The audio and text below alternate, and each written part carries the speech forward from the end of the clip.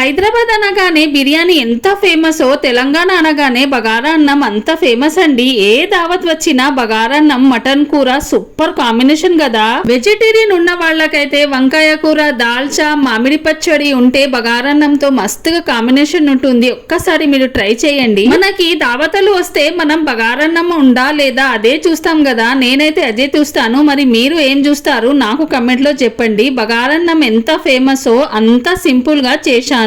మనం ఏ కూరతో కలిపి తింటే బగారన్నం డబల్ టేస్ట్ వస్తుంది. బగారా అన్నము ఏముందని తీసి పారేశారు. బిర్యానీ ఎంత ఇష్టమైన వాళ్ళు కుకింగ్ స్కిల్ ఇంప్రూవ్మెంట్ చేసుకోవడం బగారా అన్నము వండడంతోనే మొదలు పెడతారు. అయినా బిర్యానీ అనేది ఈ మధ్య మన దోస్తులతో తిని బాగా అలవాటైంది. కానీ ఒక్కప్పుడు మన అమ్మమ్మలు నాయనమ్మలు బిర్యానీ చేసేది, కానీ అది బగారా అన్నమే.